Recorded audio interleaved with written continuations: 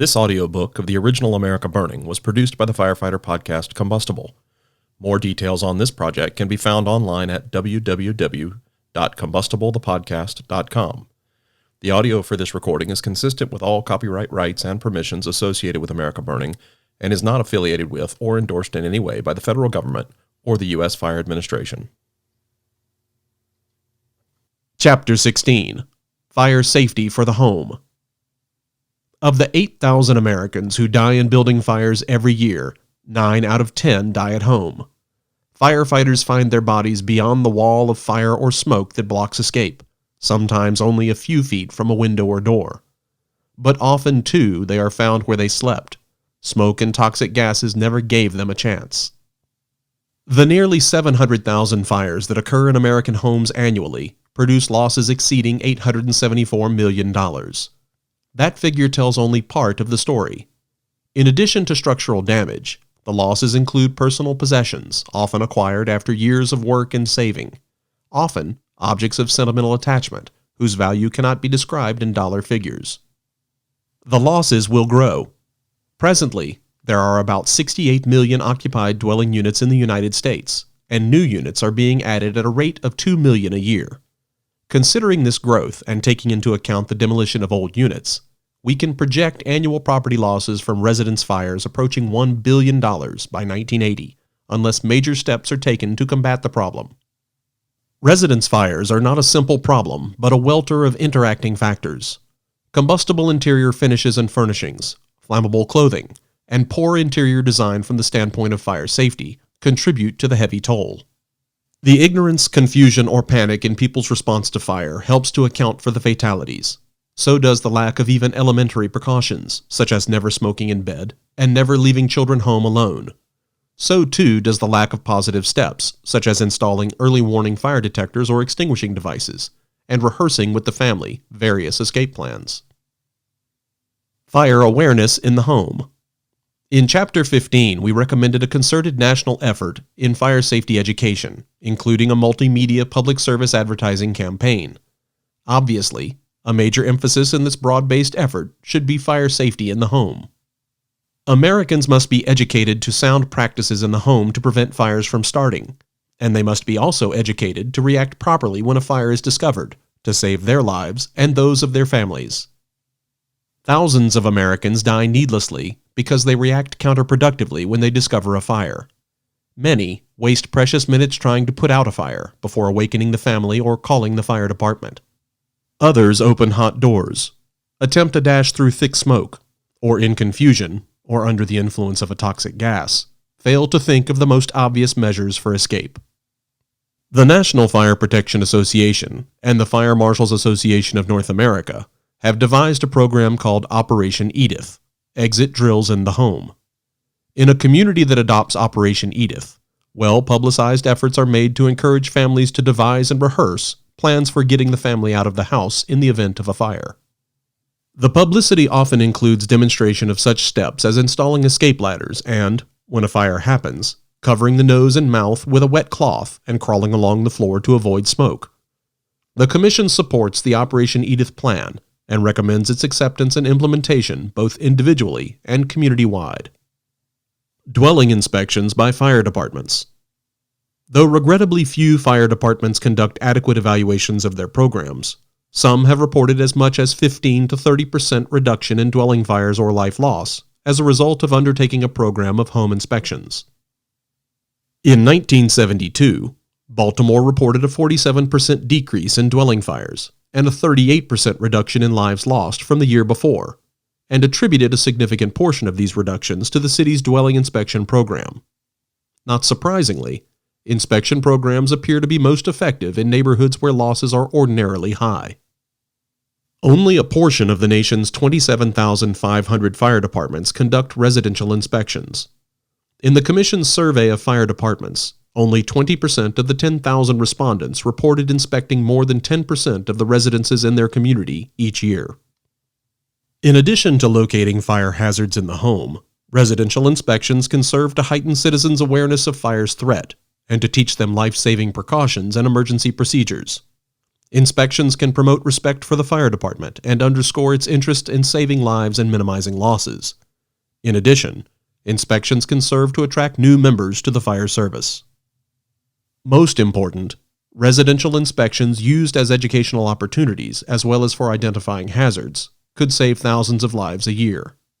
The Commission recommends that annual home inspections be undertaken by every fire department in the nation.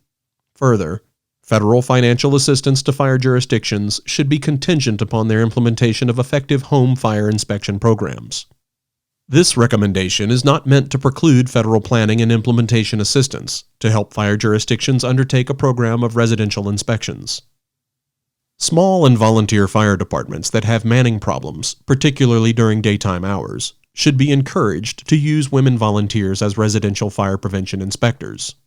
Cities that have health educator aides or other community workers in low-income neighborhoods, as described in Chapter 15, could utilize these workers to supplement the fire department's residential inspection program. It is important that inspectors be carefully selected and trained. They must be able not only to spot hazards, but to deal graciously and effectively with the public. In this regard, it would be appropriate for the proposed National Fire Academy to develop model curricula for the training of residential inspectors. Care must also be taken to assure citizens that the inspections are advisory only and limited to matters of fire safety. Inspectors will not be welcomed into homes when they are suspected of searching for unlicensed dogs or housing code violations. To be successful, inspection programs must be evaluated. It is important for the nation to know what kinds of inspection programs work and what kinds don't.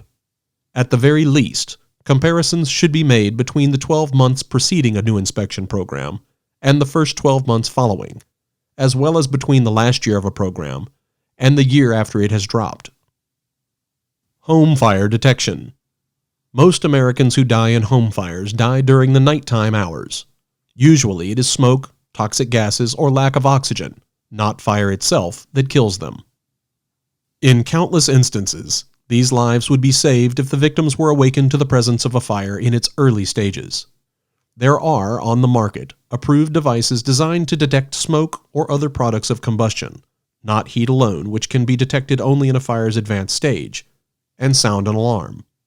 In a Canadian study, the investigators concluded that 41% of recent fire victims in Ontario could have been saved if their dwellings had been equipped with early warning detectors. Extrapolated to the United States, this would be a saving of 2,600 lives every year. The National Fire Protection Association, the Department of Housing and Urban Development, and the International Association of Fire Chiefs, among others, support the use of early warning detectors in homes. Those who testified to this Commission on Fire Safety in the Home were unanimous in favoring widespread use of early warning detectors. At a minimum, most advocates feel there should be an early warning detector on the ceiling near each sleeping area in the house. Some believe a system of heat detectors is an adequate substitute, but only if there are many more of them located throughout the house. There is a consensus that only devices approved by nationally recognized testing laboratories, such as Underwriters Laboratories or Factory Mutual Research Corporation, should be used. The Commission urges Americans to protect themselves and their families by installing approved early warning fire detectors and alarms in their homes. Fire departments should encourage the installation of approved early warning fire detectors in the course of their residential inspections. In the course of subsequent inspections, they should then check to see that the devices are in working order. Representatives of numerous insurance companies have expressed to the Commission the desire to increase their efforts to reduce life and property losses and injuries by fire. Encouraging Americans to provide fire protection in their homes would be a major contribution. And the Commission recommends that the insurance industry develop incentives for policyholders to install approved early warning fire detectors in their residences. There could also be tax incentives. The Commission urges Congress to consider amending the Internal Revenue Code to permit reasonable deductions from income tax for the cost of installing approved detection and alarm systems in homes. Such a provision would not only offer a financial incentive, but would serve to draw public attention to the importance of fire safety in the home. Public awareness of the value of early warning fire detectors would be enhanced if, as we recommended in Chapter 11, all of the nation's model codes would specify at least a single-station early warning detector outside sleeping areas in every dwelling unit. Here and there, fire detection systems have become legal requirements for residences. Since 1958, Quincy, Massachusetts has required fire detection and alarm devices in all new single-family dwellings. The village of Bayside, Wisconsin has a similar ordinance and also requires that occupants perform maintenance checks on the detection systems and report on a standard form to the Chief of Public Safety annually, or face a $200 fine. In Ohio, the state fire code now requires a single-station fire detector in all new 1, 2, and 3 family dwellings. At the federal level, the Department of Housing and Urban Development requires early warning fire detectors in multiple family dwellings and care facilities, such as hospitals and nursing homes, insured or assisted by the department. HUD recently extended the requirement to insured or assisted 1 and 2 family dwellings. The 18,000 mobile homes that HUD provided to Pennsylvania's victims of Hurricane Agnes in 1972 were equipped with early warning detectors and are serving as a testing ground for the devices. The National Bureau of Standards is collecting data on the experience with these detectors to evaluate their performance, including any tendency of causes other than fire to activate the alarm, and to aid in the development of installation and maintenance requirements. Certainly, the technology of early warning detectors can be improved, and with a substantial market assured, the costs of these devices can be brought within the reach of low-income families. Manufacturers are working toward improvements in both directions, and their efforts are likely to accelerate when the devices catch on. The National Aeronautics and Space Administration, the National Science Foundation, and the National Bureau of Standards are supporting work to improve the detectors. All of these efforts deserve coordination. The Commission recommends that the proposed United States Fire Administration monitor the progress of research and development on early warning detection systems in both industry and government, and provide additional support for research and development where it is needed. Long-term studies might investigate the possibility of coupling early warning detection with household commodities, such as electrical wiring or telephones, or with such commonly used objects as lamps or light bulbs. In addition to on-premises detectors and alarms, another avenue of exploration is the coupling of fire detection with cable television. The Federal Communications Commission requires commercial suppliers of cable TV to provide the capability to transmit a signal upstream from the subscriber, as well as downstream from the transmitter. Several cities, including Pensacola, Florida, Atlanta, and a suburb of Chicago, are experimenting with means of transmitting fire alarms automatically by cable to summon aid. Automatic fire extinguishing systems. Where early warning detectors and automatic extinguishing systems are used in combination, the protection to lives and property is enhanced greatly over that afforded by detectors alone. Automatic sprinklers are expensive. While they are feasible for high-rise and other large buildings, they are too costly for installation in the average home.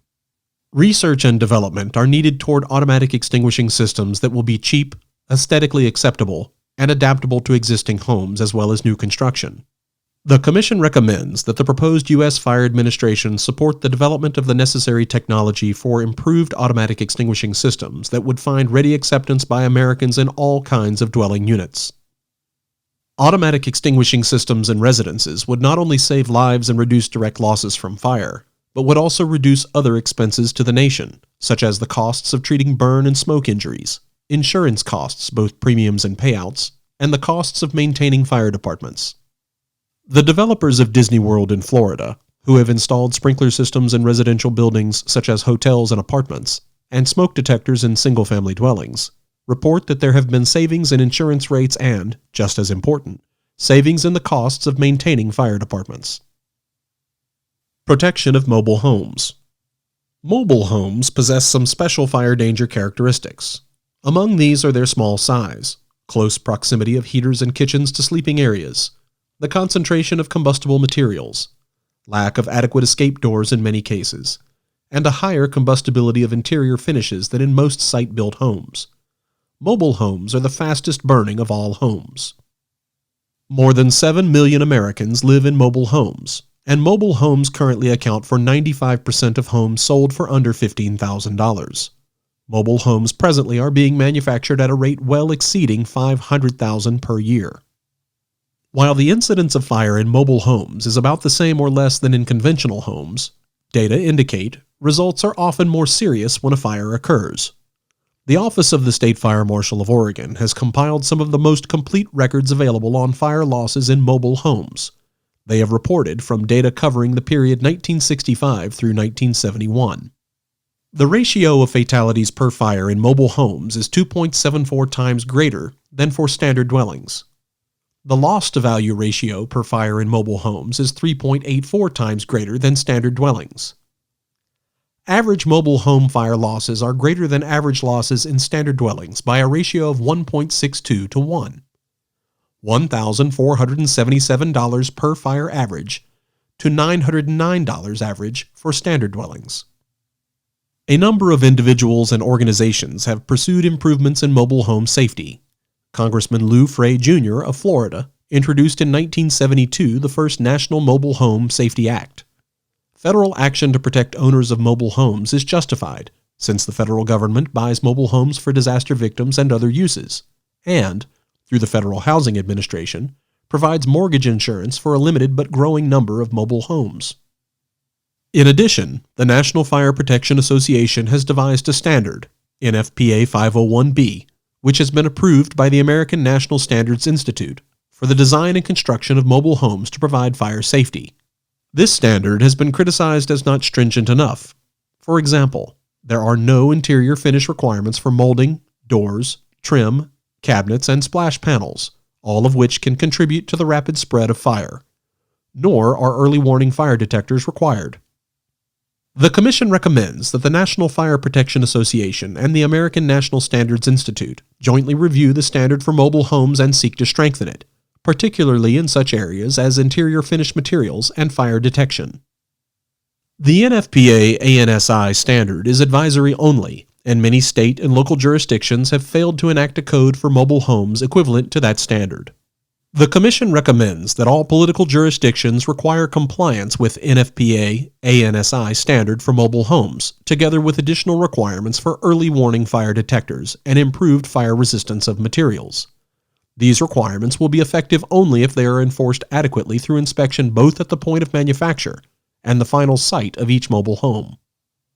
Because of zoning requirements, mobile home parks are frequently located outside of cities and hence far from fire departments and adequate water supplies. This means that the parks themselves must provide safeguards against destructive fire, as the National Fire Protection Association has recognized in its Standard on Mobile Home Parks, NFPA 501A. The Commission recommends that state and local jurisdictions adopt the NFPA standard on mobile home parks as a minimum mode of protection for the residents of these parks. Citizens' responsibilities.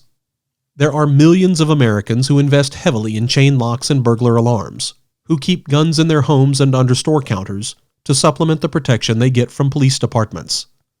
Very few of these Americans have paused to consider the wisdom of providing their own fire protection. Consistent with the prevailing American attitude toward fire protection in the home, the burden of protecting lives and property in residential fires is borne overwhelmingly by the public, in the form of fire departments. The inadequacy of this reliance is conveyed by a single word: time. It takes time to discover a fire, time to notify the fire department, time for the fire department to reach the scene, and time for firefighters to bring the fire under control. Every passing second weighs the odds more heavily in favor of the fire and against the victims. The attitude of the Japanese, who for centuries built their homes of very flammable materials, contrasts sharply. There, a destructive fire disgraces the person who allows it to happen. Once upon a time, it was sufficient cause for crucifixion. A Japanese proverb translates, "There is no one who fails to get excited when the neighbor's house is on fire."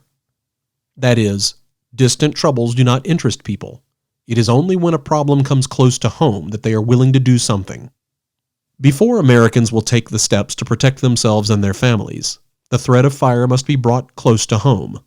Thus, a need underlying many others is to educate Americans to recognize the dangerous enemy they have in destructive fire. If fire consciousness could be instilled in Americans, then one could envision the day when every American home will have its own automatic fire department, an alarm that rescues the family and automatically activates the extinguishers that put out the fire. Then, thousands of lives would be saved every year. Millions of dollars of the nation's resources would be saved from ruin. Hospitals could be emptied of beds for burn and smoke injury patients. fire departments could be pared to a fraction of their present size, and fire insurance might be as cheap as dog licenses.